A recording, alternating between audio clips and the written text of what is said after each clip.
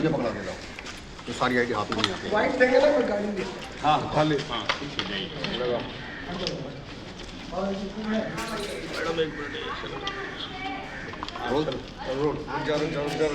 शैलेंद्र जी, आज 9 अगस्त है और उपराष्ट्रपति के चुनाव भी हो रहे हैं, क्या कहेंगे आप? आज राष्ट्र के संवैधानिक पद के उम्मीदवार उपराष्ट्रपति जी का चुनाव हो रहा है। मैं अपने साथियों के साथ ये संकेत देना चाहता हूँ कि एनडीए की विजय सुनिश्चित है, जीत हो चुकी है और हम लोग जीत के जश्न का शुरुआत करते हैं। शैलेंद्र जी, जिस तरह देखा जाए इंडिया गठबंधन के उम्मीदवार जो हैं वो जो बी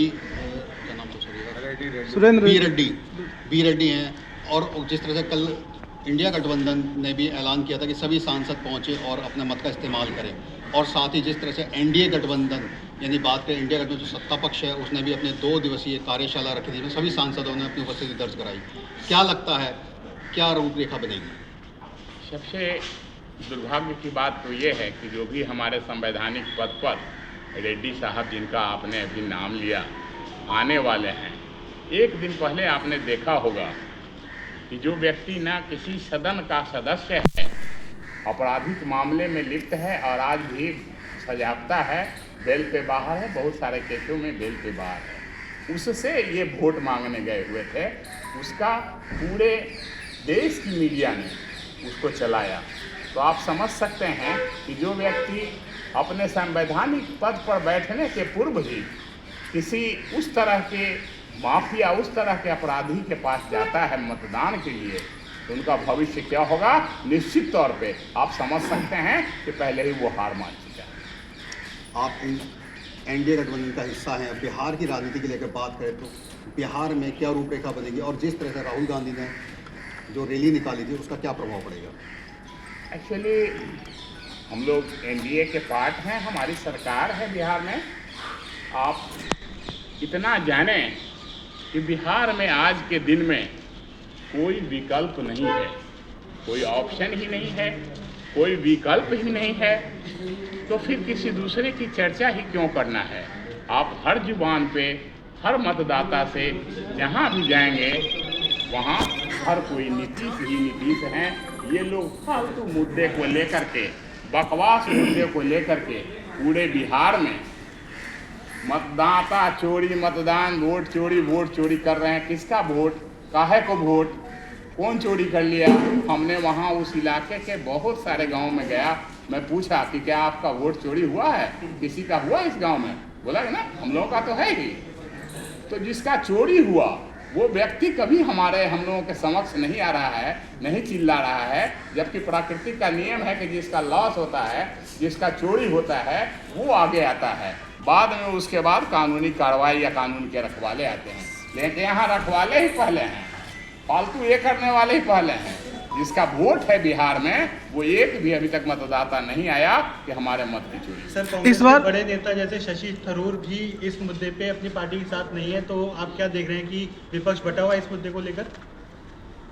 विपक्ष बटा ही हुआ नहीं है, ये लोग केवल कुछ प्रदेशों का चुनाव का इंतजार कर रहे हैं। बिहार में जैसे ही और उपराष्ट्रपति का चुनाव जैसे ही घोषित हुआ, ये लोग फिर देखेंगे भगदड़ मच जाएगा और सारे के सारे लोग इनके अपनी पार्टी जिनका आपने नाम लिया, उनके अपने पार्टी बचा पाना कठिन हो जाएगा। कल वो राष्ट्रीय पार्टी रह जाएगी कि नहीं, इस पर भी सोचना। सर, इस बार बिहार में कितनी भूमिका में कौन होंगे? देखें, इस बार बिहार में बहार है और इस बार जिधर देखेंगे आप जबरदस्त तूफान है, लहर है। लेकिन सर, राहुल जी ने जो वोट अधिकार यात्रा जो निकाली है उसके वजह से प्रभाव पड़ा है या नहीं? तो बिहार में जो है आप जान लें कि मिनिमम 215 से 20 सीट एनडीए के खाते में आ रही है। अब रही बात राहुल जी के घूमने से प्रभाव पड़ेगा, आप समझते हैं कि मेरे घूमने से यूपी में कुछ प्रभाव पड़ेगा?